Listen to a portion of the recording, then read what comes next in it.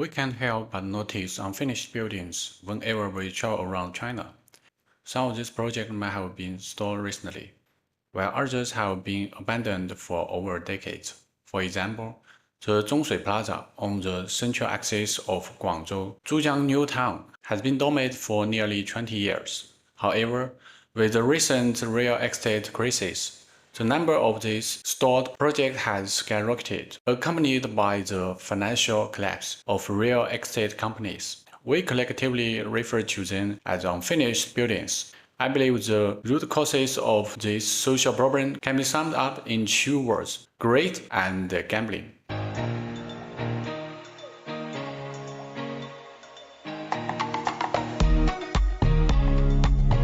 You may have heard of a situation like this. Someone saves diligently their entire life and they hollow out 6 wallets, the combined savings of a couple of their 4 parents, to afford a down payment. They eagerly await the handover of their new home, only to find the construction site have been halted, leaving their dream house as an unfinished, half-built project. This is what we call an unfinished building.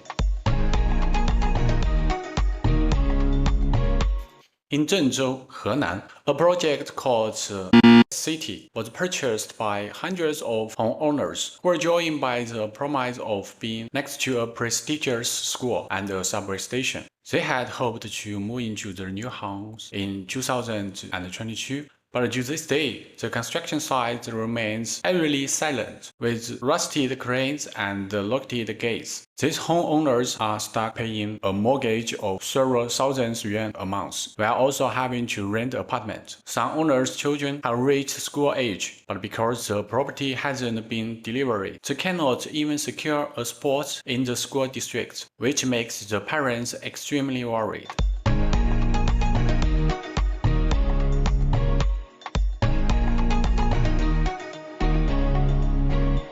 In Sanya, there was once a project marketed as a luxury sea view residence in an excellent location with a direct view of the ocean. Many people traveled from far away to buy homes there, some for retirement, others for investment. But halfway through construction, the developer's cash flow broken and the work never resumed.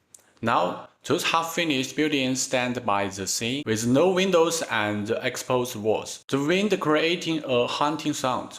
They have become an eyesore on the coastline. The people who bought those properties cannot get a refund, and no one wants to buy them, so they cannot only watch their hard-earned money go down the drain.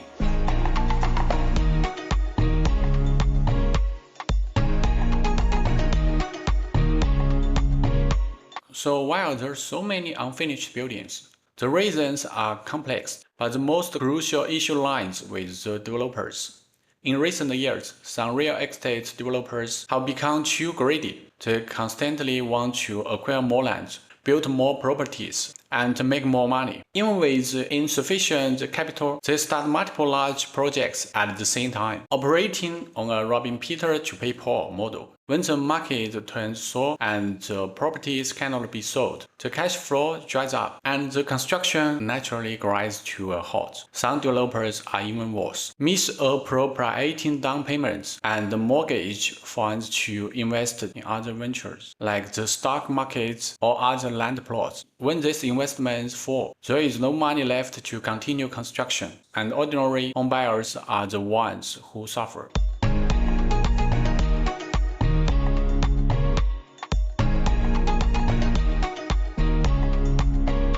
In fact, when I worked at a top 3 real estate company in China in 2018, most of my colleagues and I had a consensus that the real estate boom was coming to an end. It was already on a downward trend, but at that time, the high turnover model was introduced, which was actually designed to reduce capital costs. Real estate companies strictly limited the project development time to 2 years, commissioning design firms for blueprints, before even acquiring the land, so construction could start immediately upon land acquisition and be completed within 2 years. This marked the final frenzy of the real estate sector. A massive number of projects flooded the market, accelerating the demise of this model. This grade might not only stop when they are hanging from the edge of a cliff.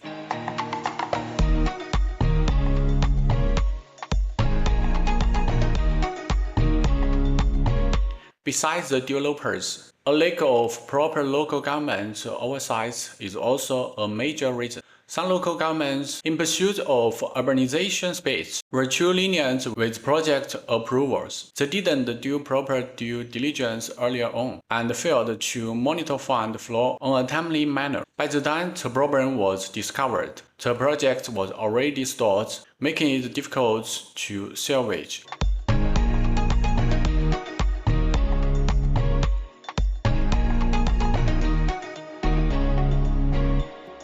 Today, many homebuyers share stories of how miserable their lives are on the internet because their life savings went down the drain due to their homes.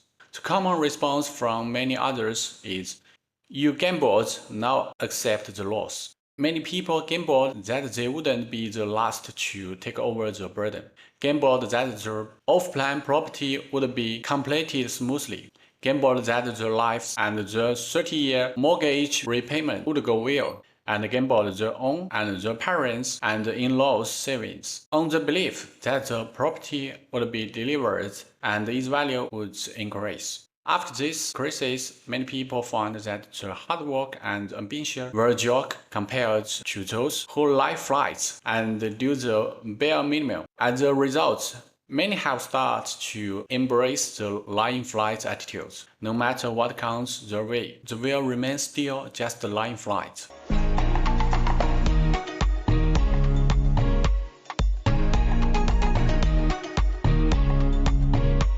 The harm caused by these unfinished buildings is immense. For home buyers, it means their life savings are wasted. Some are also burdened with 20 or 30-year mortgage, leading to a sharp decline in their quality of life. Marital disputes and family discord. From a city-wide perspective, these unfinished buildings occupy valuable land that cannot be used, wasting precious resources. Furthermore, these overgrown, dilapidated structures with their exposed walls and broken windows are a blight on the city's appearance, making visitors feel the city is low class.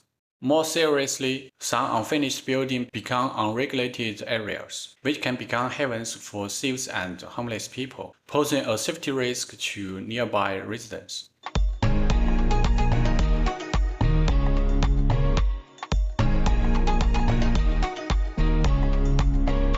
In recent years, the central and local governments have been actively seeking solutions to the unfinished building problem. For example, some places have launched special guaranteed building completion funds. The government takes the lead, working with banks and new investors to take over stalled projects and continue construction, aiming to allow owners to take possession of their homes as soon as possible.